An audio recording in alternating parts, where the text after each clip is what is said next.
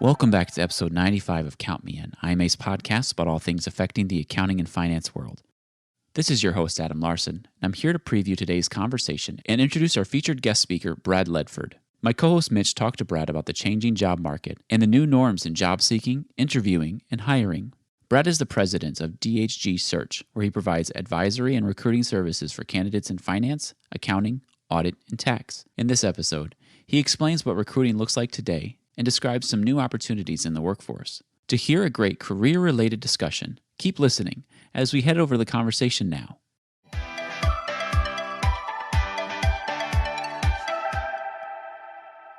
So Brad, to start in broad terms, from what you've seen, how has the job market really changed over the last 6 months? How did companies change their approach for hiring? What did the overall job availability look like? Just from your perspective, what has this last few months done for the job market? Yeah, great question. And there's no doubt it looks different. For one thing, the unemployment rate has jumped from 2.4% approximately now up to 8.4%. And that's down just slightly where it was maybe just a few weeks ago.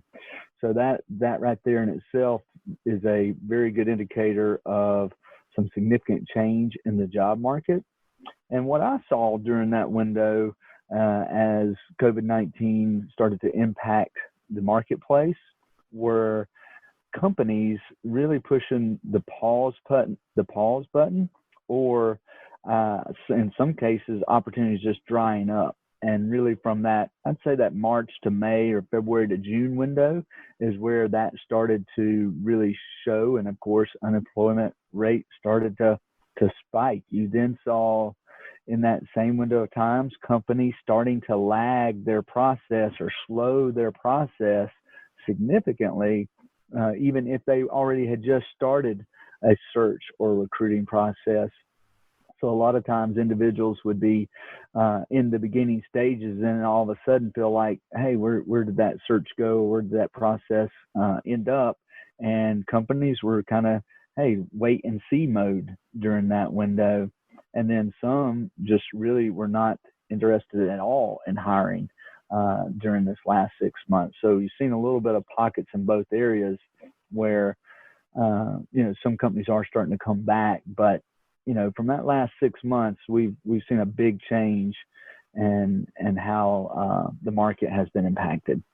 And then as far as your second question, I guess, how did companies approach hiring and what does it mean to overall job availability? I think companies started to realize there are some candidates coming on to the marketplace, and then they started looking at their job profile and their role and what they needed.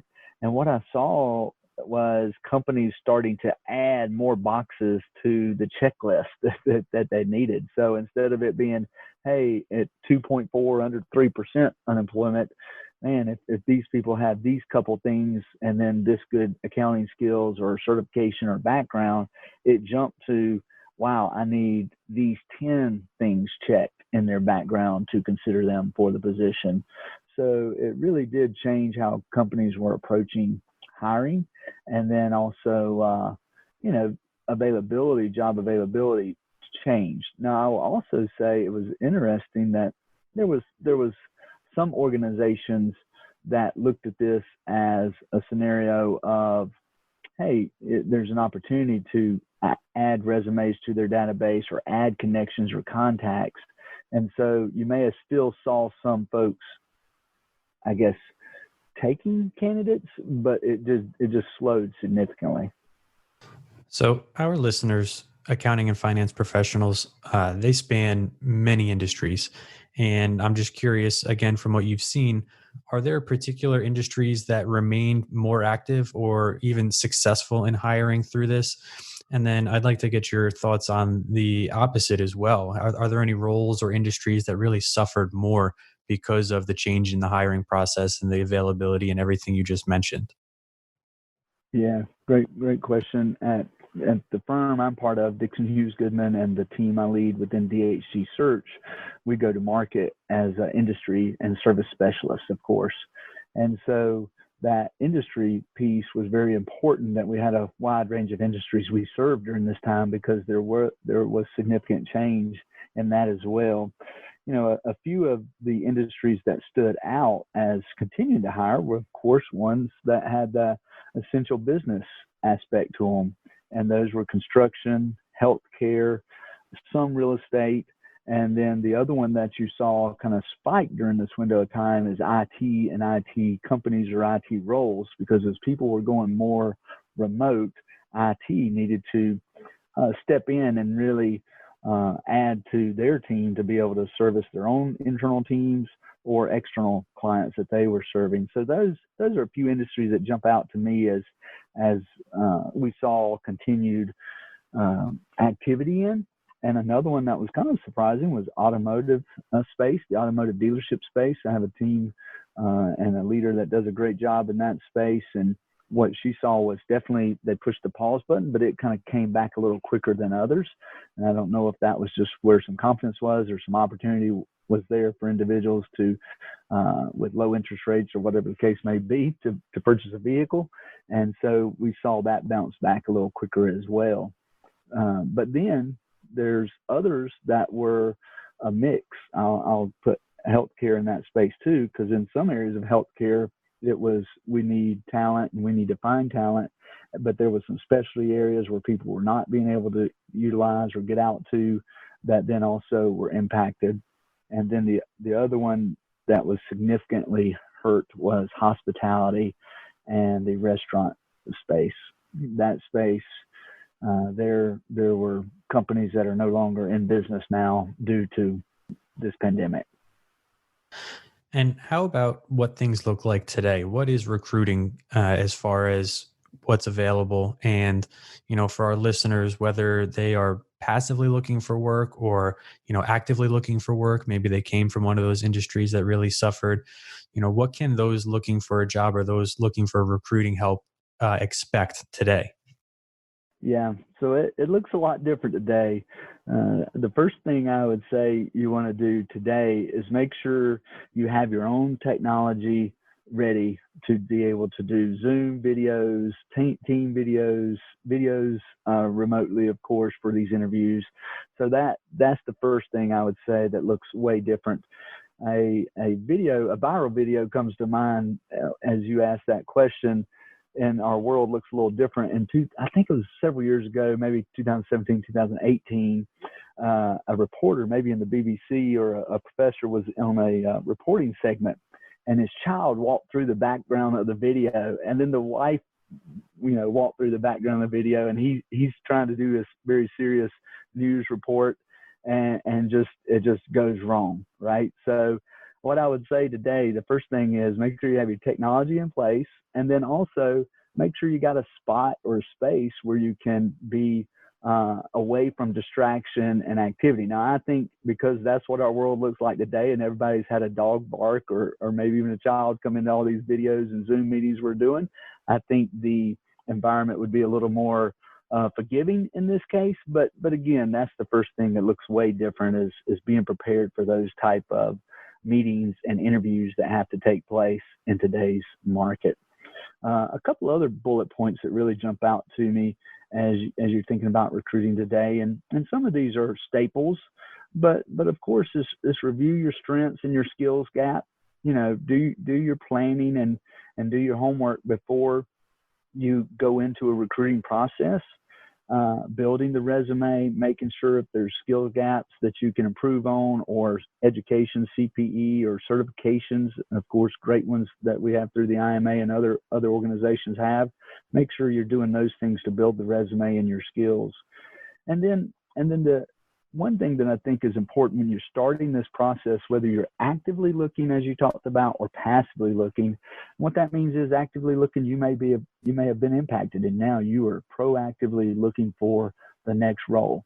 And then passively, maybe you are, hey, I'm in a role, there's some uncertainty in my business, there's some uncertainty in the future of the role that I'm in, or I'm just wanting that next career step. Those are two different aspects. Some pieces are the same and some are different. Clearly, if you're actively looking, you need to create a process for tracking your activity.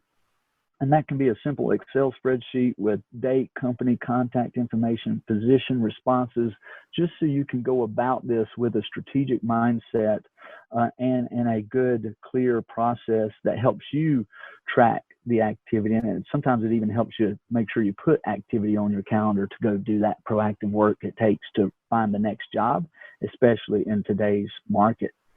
And then, the other piece of that is the fourth thing that comes to mind is target connections and relationships and the companies you want to work with. That's something you can do in a passive mindset as well as an active role, looking for that next role. So really you want to look at the target, the connections, the relationships, and then the roles that fit your background. And then identify the things that fit your background, your interest, or your skills, and make sure it lines up with that opportunity.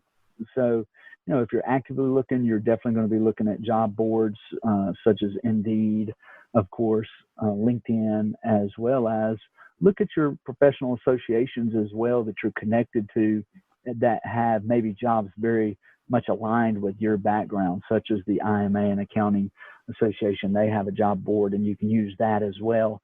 And that's a different tip and trick versus just looking at Indeed, where many other type of jobs filter into that search tool.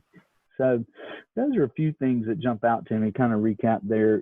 Definitely plan, review your strengths and skill gaps, build that resume, create a process for tracking, and then truly become strategic about the target, the connection relationships that you have, and being able to connect with those, and then identify the fit, the role that really fit your background, and pursue those.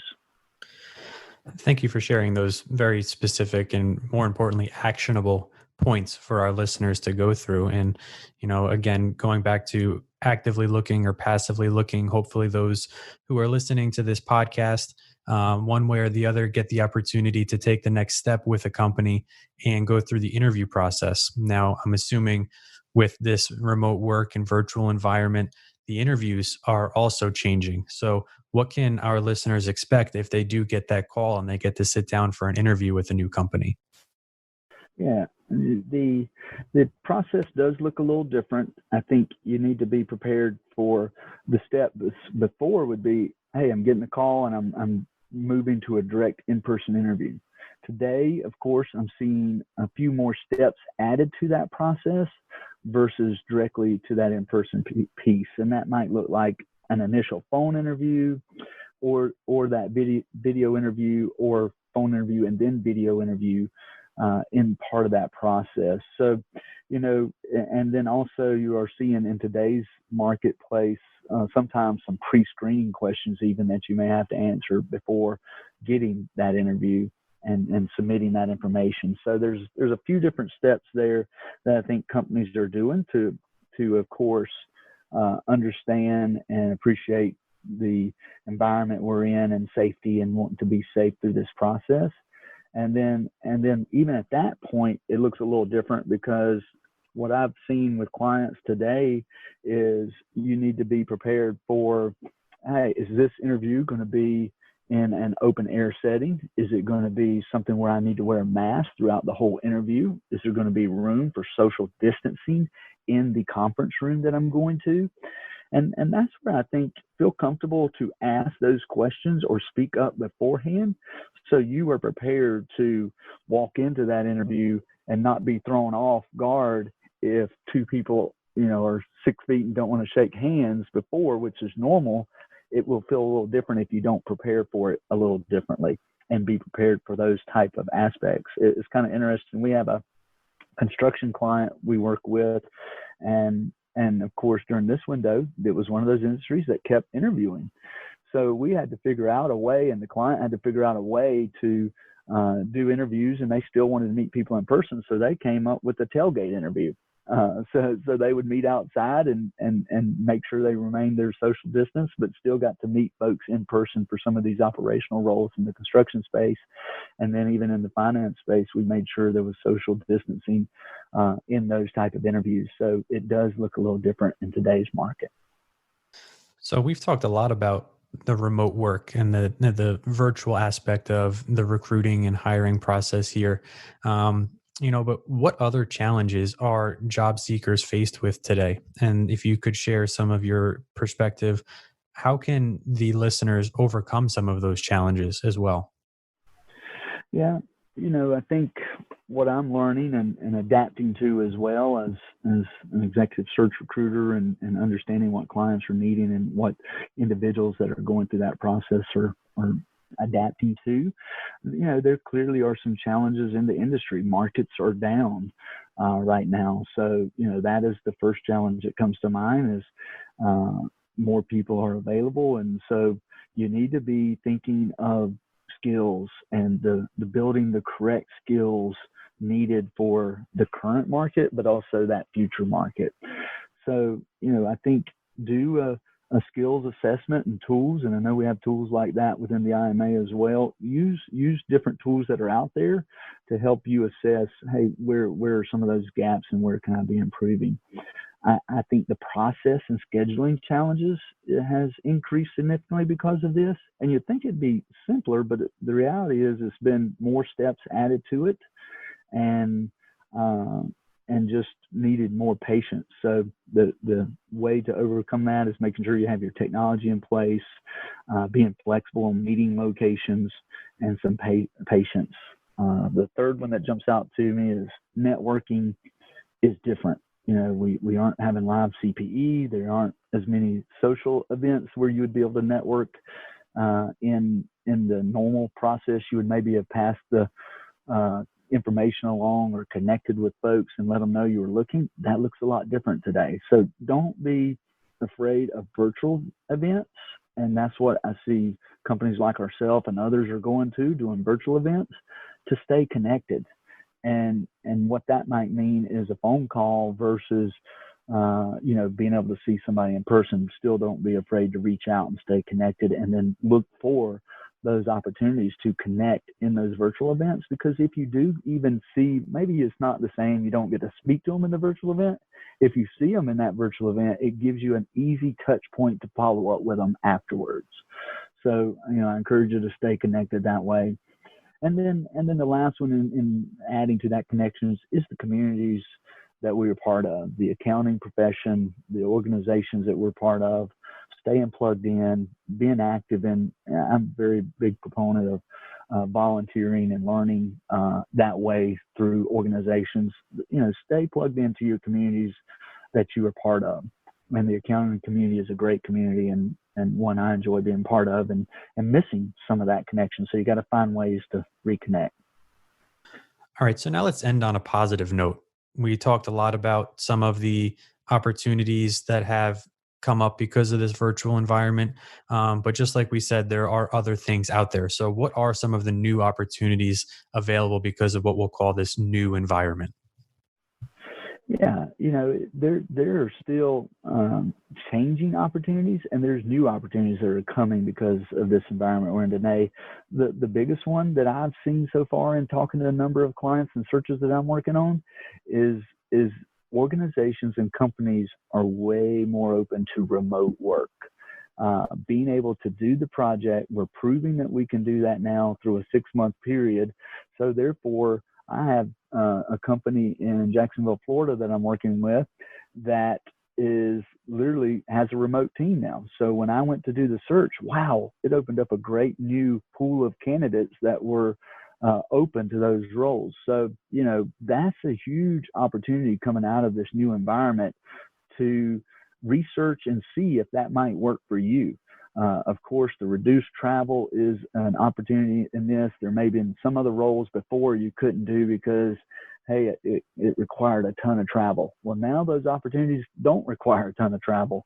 And so there's some new positions that are opening up that maybe you didn't think of before that now you could apply to or could seek and go and compete for in a different way than ever before. So that's very exciting to me as someone that just 6 months ago, when unemployment was so low, it was tough for any company and any recruiter to find talent. Now it's an opportunity to see it as a much broader playing field and go compete for roles that maybe you didn't think of before.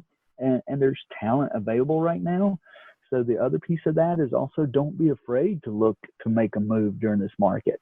I would say do your homework. Of course, some people, what I'm finding is candidates in that passive bucket, maybe saying, hey, is it the right time for me to make a change?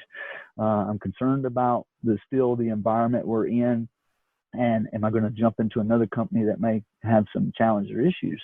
Well, it doesn't change to when you would change before, in that you need to do your research, go through the multi-step interview process, ask the great questions to make sure it is the company that you want to be part of, and you still can make that move even during this environment of COVID-19 and the pandemic. There's opportunities out there. So I encourage you to continue to be positive, be optimistic, and then look for those new ways to plug in this new environment and find a new role. This has been Count Me In, IMA's podcast, providing you with the latest perspectives of thought leaders from the accounting and finance profession. If you like what you heard and you'd like to be counted in for more relevant accounting and finance education, visit IMA's website at www.imanet.org.